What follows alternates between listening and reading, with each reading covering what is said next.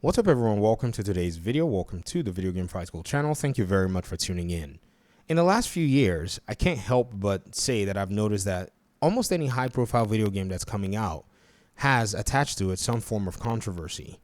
Right now, Black Myth Wukong seems to be at the center of some kind of a tussle where game developer, gamers, journalists, or whatever it is they call themselves, are in some kind of a weird conundrum. In fact, if we actually dial this thing back and say, let's just look at, 5 games that were very significant or landmark games and see if I can name the controversy or controversies surrounding some of those games.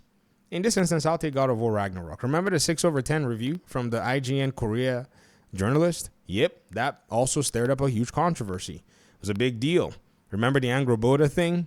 Big deal. That was something that almost overshadowed the game itself. Let's look at Elden Ring. Elden Ring, when Shadow of the Erd Tree DLC was coming out, what was the big controversy?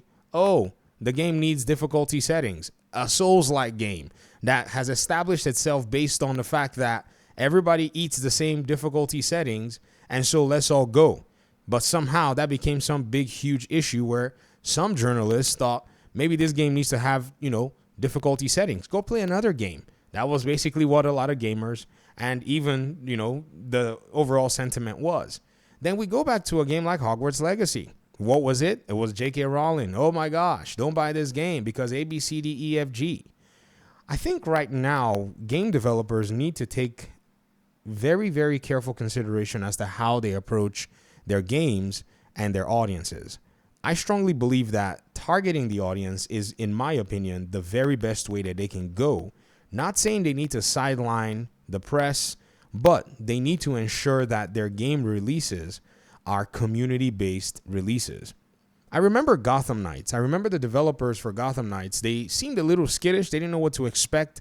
They didn't know what the community was like. So as much as they were trying to reach out to the community, it seems like a lot of different elements basically took over the, news of their own game.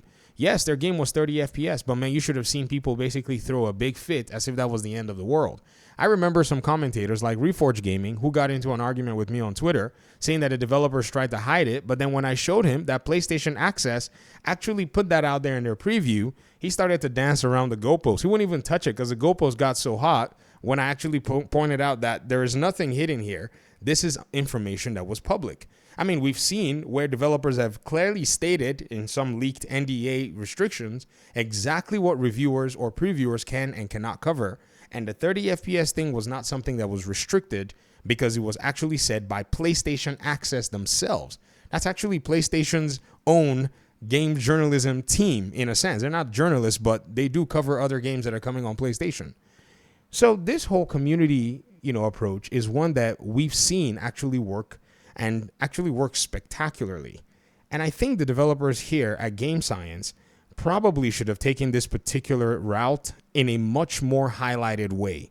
I think the over protective nature of the way they decided they wanted to release this game is a double-edged sword. In one sense, yes, you need your game to be, on the down low in terms of the plot and a lot of the elements in the game.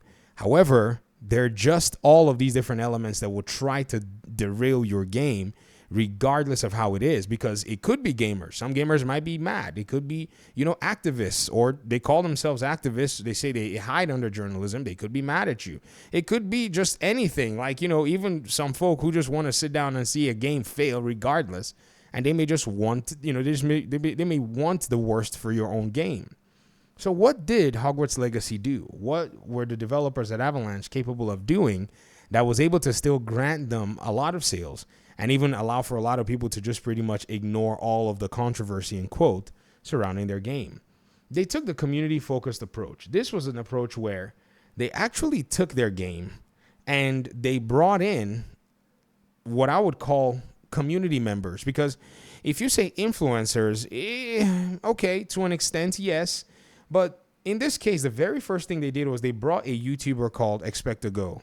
Now, this gentleman is a huge Harry Potter fan.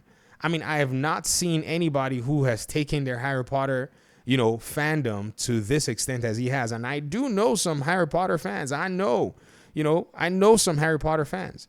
So what did they do? they brought him in and they did a huge video showcase where he was for the first time getting to see some gameplay that everybody had not necessarily seen, and he was able to ask questions. They showed the character creator. They talked about a few things as they were going through, and he was able to just respond and sat there with the developers. This was a community-facing event more than anything else. In fact, this was not just one scenario. The developers went ahead and did it again, where they brought another person in the community who was also a big Harry Potter fan to also come on in and sit down and do the exact same thing.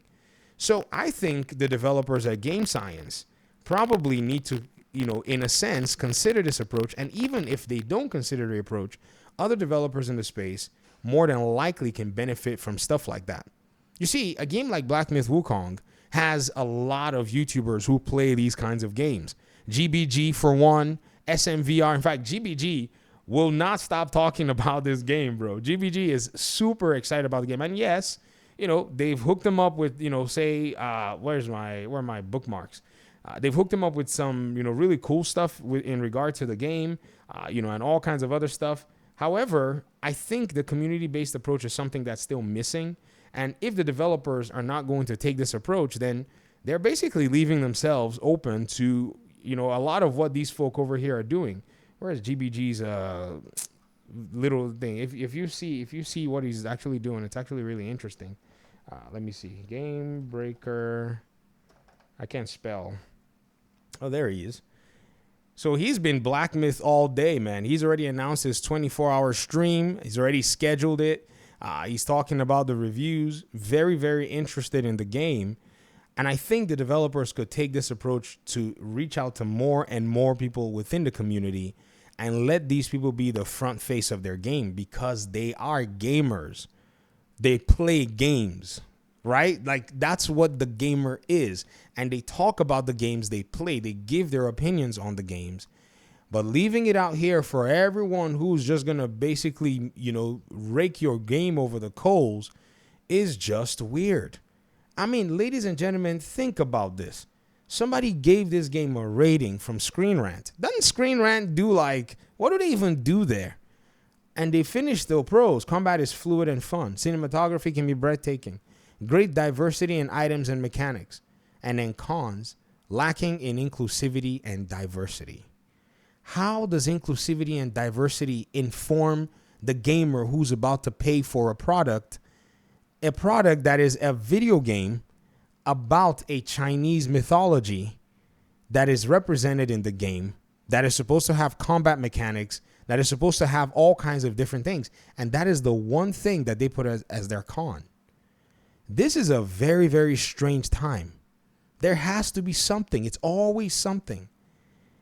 And man, I don't want to throw shade at anybody, but I think developers need to figure out a different way to move from now henceforth. It's just insane, folks.